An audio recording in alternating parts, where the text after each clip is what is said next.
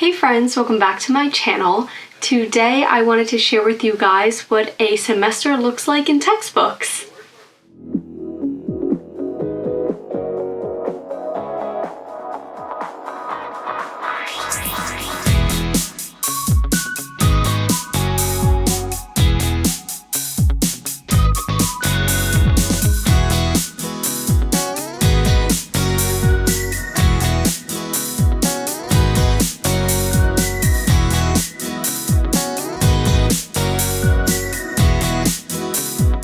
So not all of my textbooks I have a physical copy of, so I'll kind of just explain what those are, but I thought that this would be a kind of interesting way for people to kind of get an idea of what they can expect, you know, the kinds of textbooks, like what teachers might require, what you might be learning or reading.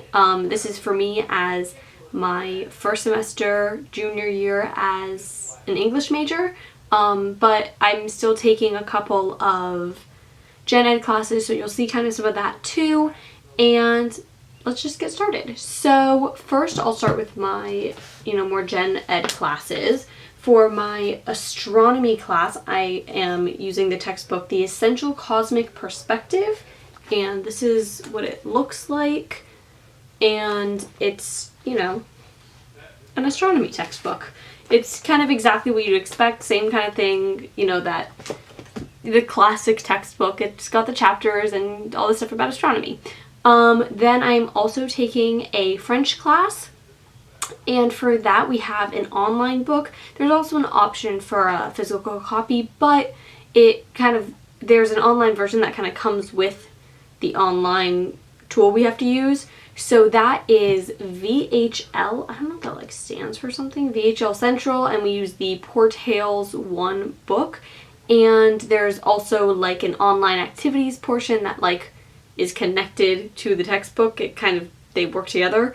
So I use that, and I don't have a physical copy, but you can look it up if you want. VHL Central. They have all different kinds of languages and stuff. Then getting into my creative writing English classes, I have, for my script writing class, this is Save the Cat Strikes Back, More Trouble for Screenwriters to Get Into and Out Of, by Blake Snyder. Apparently this is a series, and this is the last in the series. And I'm only 2 chapters in, but it actually seems really good so far. It's really interesting. These, a lot of the creative writing kind of textbooks, and sometimes even the English textbooks, are a little bit different than what you'd expect from a normal textbook. Where it's more kind of explaining a theory or an idea and then getting into it, how it works, why it works. But they're a little more casual than how an astronomy textbook or a biology textbook will be. I had one that was really, really interesting. You know what? I'll go grab it. So I had this for one of my, I think it was a creative writing class. It may have just been an English class. No, I think it was creative writing. And this is Wonder Book, The Illustrated Guide to Creating Imaginative Fiction. This textbook was so cool. Look at that. It's so cool. This is, oh, look, actually it's like this. And there's just, the kind of stuff just flipping through that you see. It was really, really interesting to read. And it just felt like it captured a lot of the essence of being a writer and the creative mind, and it was just it made it a fun experience. So I was really impressed by this one. And speaking of which, I'm considering doing a video about my favorite textbooks that I've had so far. So let me know if you'd be interested in that. You can let me know in the comment section.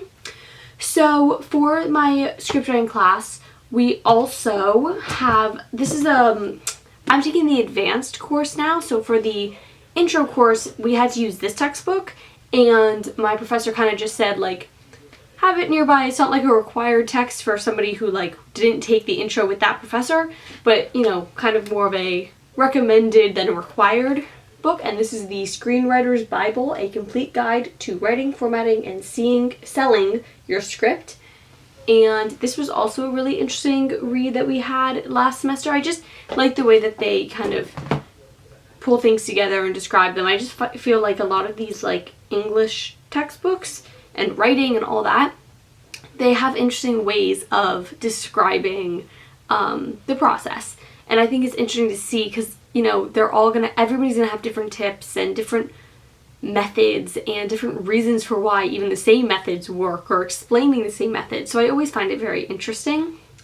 Then for my other creative writing class, this is fiction writing. I have What If Writing Exercises for Fiction Writers, and it looks like this.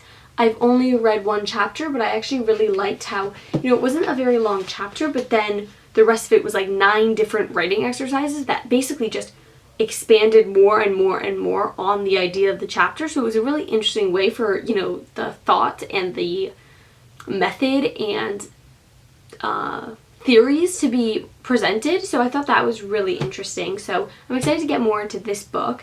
And the last book that I have is the Norton Anthology of English Literature, Volume 1.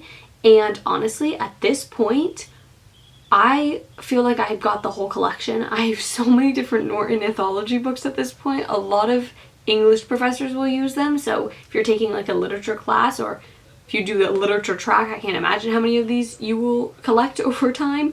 I didn't end up buying this particular one because I wasn't sure if I had the right version when I looked it up myself, and the version I looked up was like $88, so I was like, I'm waiting. And then there was an online version, so I got that. So the Norton anthologies are actually pretty interesting because, you know, you can rent the books too, but I like to be able to write in my books. Like, I like to be able to annotate. So, you know, when it's available, I will try to buy those. And with the anthologies, it's great because you then get to keep all this other literature that you didn't read necessarily for the class, but you can still continue to look at and learn and kind of, you know, practice with and all that kind of stuff. And so I do really enjoy the Norton anthologies. They are big books. I mean, you know, like they'll be like this big, give or take. And they include a lot, and they, you know, are focused on like one kind of era or section. Or, I mean, I had one that was American literature up until 1865. And then I think it was like a series that went from like up till 1865 and then 66 to the next and on and on. So it's not like a broad range. Like, it'll stick, and they have, you know, like little things about each author or things like that, about time periods, all that kind of stuff. So I like those as well. They're definitely like I can understand why so many professors use them. So those are all of the textbooks that I'm using this semester. Let me know what you guys think about the idea of my favorite textbook so far video. And next week I am planning to do a video about the process of getting a job or an internship and kind of what that can look like, or, you know, what different internships might look like. So let me know if you have any questions. I'll try to answer some of them before next week. And thank you guys for watching. I will see you guys next time. Bye!